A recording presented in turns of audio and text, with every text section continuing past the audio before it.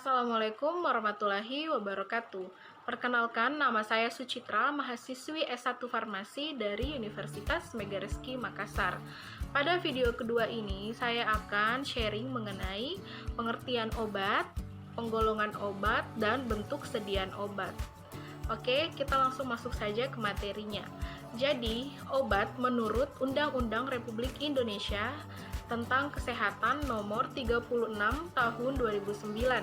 Obat adalah bahan atau paduan bahan termasuk produk biologi yang digunakan untuk mempengaruhi atau menyelidiki sistem fisiologi atau keadaan patologi dalam rangka menetapkan diagnosis, pencegahan, penyembuhan, pemulihan, meningkatkan kesehatan, dan kontrasepsi untuk manusia.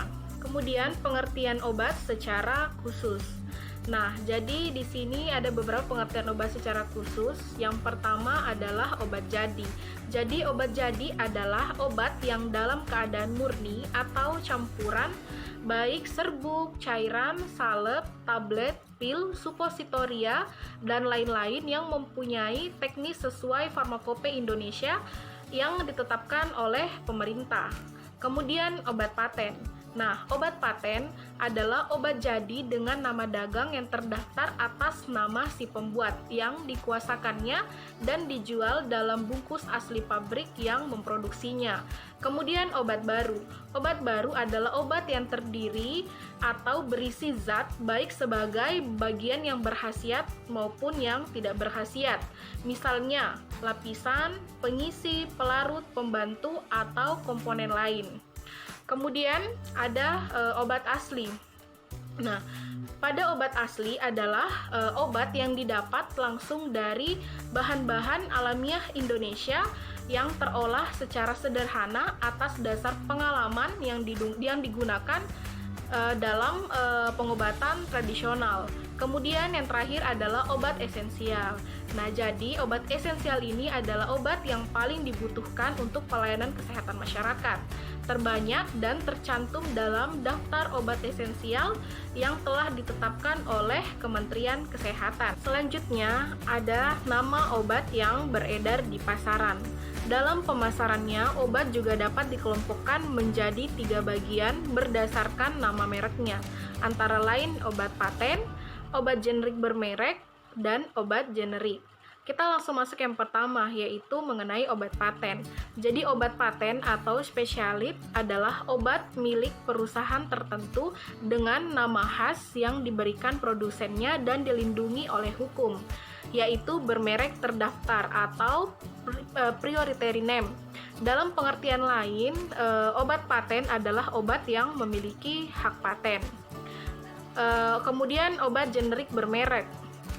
Nah, obat generik bermerek dagang adalah obat generik dengan nama dagang yang digunakan nama pemilik produsen obat yang bersangkutan.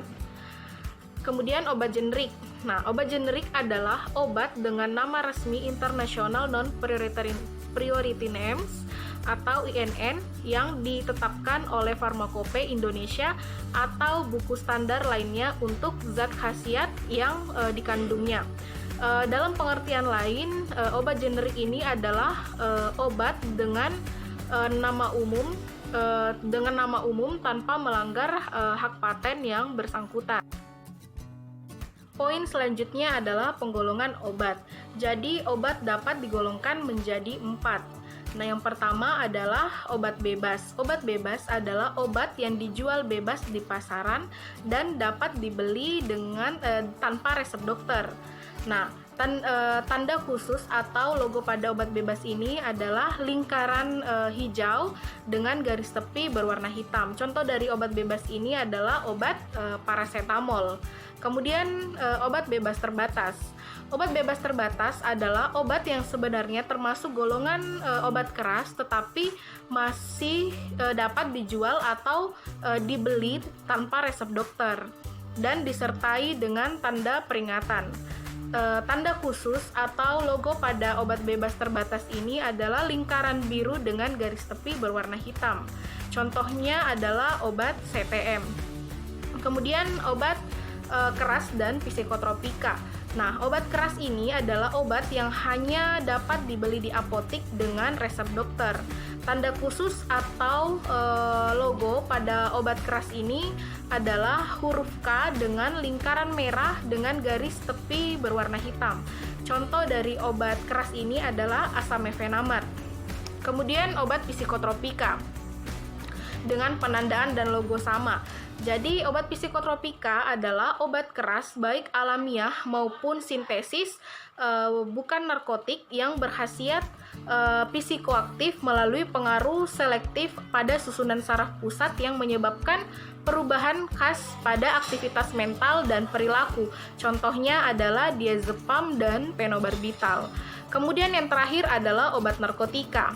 Nah, obat narkotika adalah obat yang berasal dari tanaman atau bukan tanaman, baik sintesis maupun semisintesis, yang dapat menyebabkan penurunan atau perubahan kesadaran, hilangnya rasa, mengurangi sampai menghilangkan rasa nyeri dan menimbulkan ketergantungan. Ditandai dengan logo palang merah dengan garis tepi berwarna merah.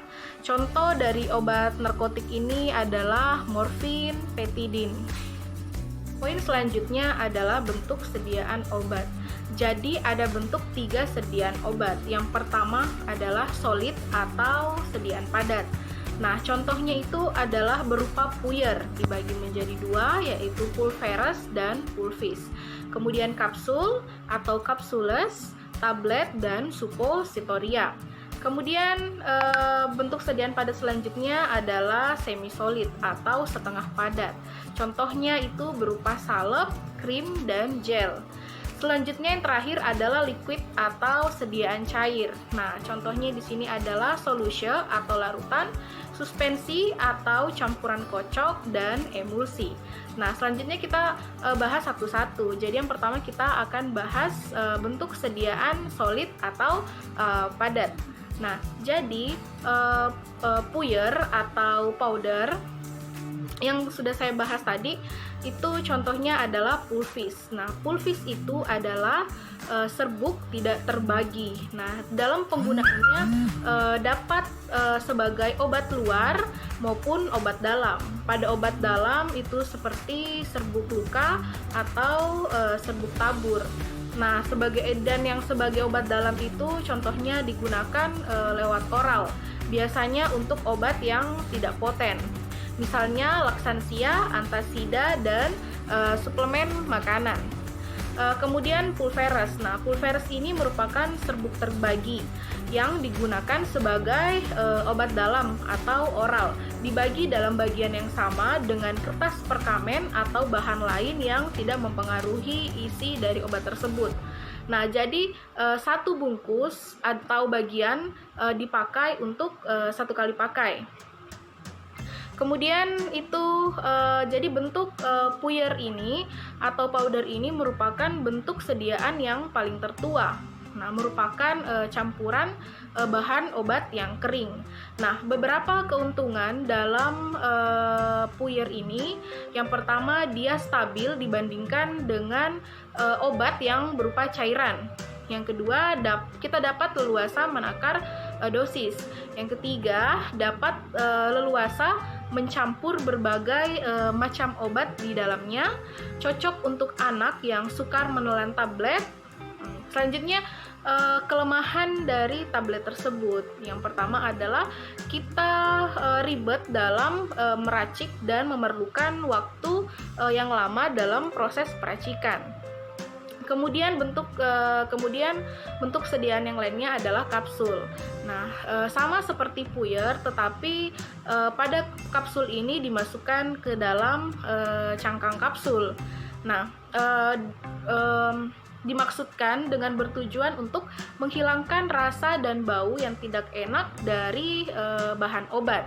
Nah, kemudian kapsul ini dapat dibuat kapsul entrik atau kapsul yang hancur atau pecah di dalam usus. Kapsul dipisahkan menjadi 2, yaitu kapsul keras atau hard kapsul dan kapsul lunak atau soft kapsul. Kemudian adalah sediaan suppositoria. Nah, jadi sediaan suppositoria adalah bentuk sediaan obat padat yang penggunaannya dimasukkan ke dalam lubang tubuh, misalnya pada vaginal atau dan uretra. Kemudian suppositoria ini dapat melunak atau meleleh, larut dan pecah pada suhu tubuh. Dapat terdiri dari obat tunggal maupun obat campuran. Dapat berefek sistemik seperti pada penyakit asma, dapat sebagai antipiretik, pelemas otot atau kejang, maupun efek lokal itu kayak contoh penyakit trichomoniasis dan penyakit hemoroid. Jadi penggunaan suppositoria ini digunakan bila obat tidak dapat tertelan lewat mulut. Contohnya pada pasien yang mengalami mual, muntah, atau yang tidak sadarkan diri. Kemudian kontraindikasi. Kontraindikasi penggunaan oral itu contohnya pasien yang habis mengalami operasi atau tidak sadar. Kemudian penggunaan yang lama atau lambat diabsorpsi dan dikehendaki efek lokal atau pada penyakit hemoroid.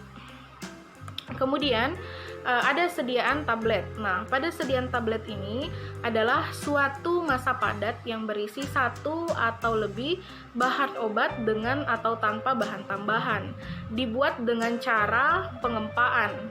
Kemudian keuntungan pada sediaan tablet ini adalah dokter sangat mudah untuk meresepkan, cepat dan mudah disiapkan, praktis dibawa, menarik, mudah ditelan, dan dosisnya dijamin akurat. Kemudian kelemahan atau kerugian pada sediaan tablet ini, komposisinya dan dosisnya kadang tidak cocok untuk pasien tertentu. Selanjutnya, memerlukan waktu untuk dapat hancur dan larut di dalam tubuh.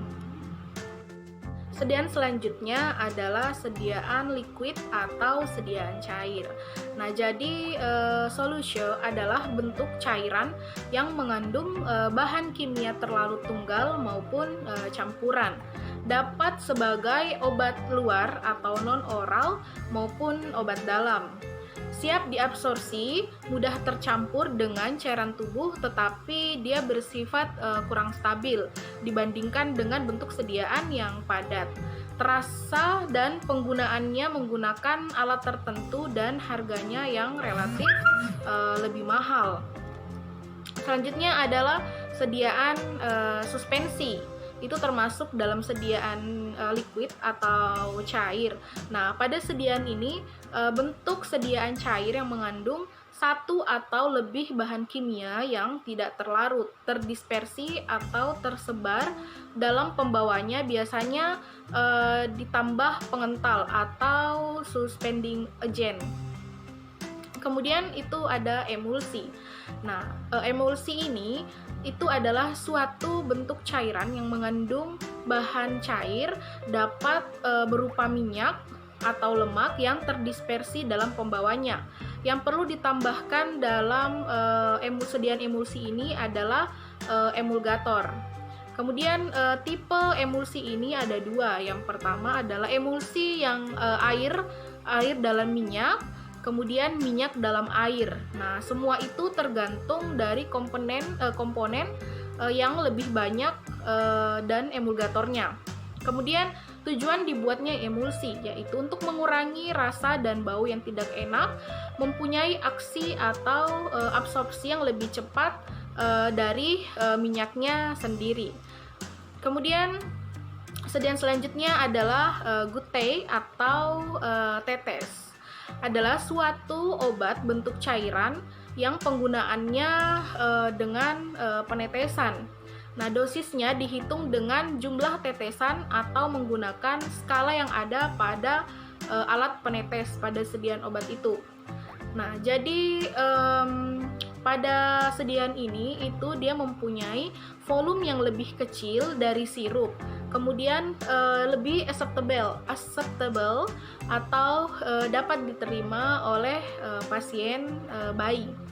dapat digunakan untuk obat luar maupun obat dalam. Contohnya itu seperti obat suntik, sediaan selanjutnya itu contohnya obat suntik. Nah, obat suntik ini atau injection adalah suatu sediaan cair yang steril, dapat berupa larutan, suspensi atau serbuk yang dilarutkan atau disuspensikan terlebih dahulu maupun emulsi yang penggunaannya secara parenteral, suntikan dengan cara menembus atau merobek jaringan ke dalam atau melalui kulit, atau bisa juga melalui selaput lendir. Nah, pada wadah ampul untuk wadahnya itu berupa ampul itu untuk pemakaian dosis tunggal, sedangkan untuk vial untuk penggunaan tunggal maupun dosis ganda. Adapun pelarut yang digunakan pada sediaan obat suntik ini atau injection adalah aqua pro injection atau minyak atau campuran yang lain, air dan gliserin. Oke, teman-teman, itu adalah video saya mengenai obat, penggolongan obat dan bentuk sediaan obat. Kurang dan lebihnya saya mohon maaf. Jangan lupa like, comment, and subscribe. Terima kasih.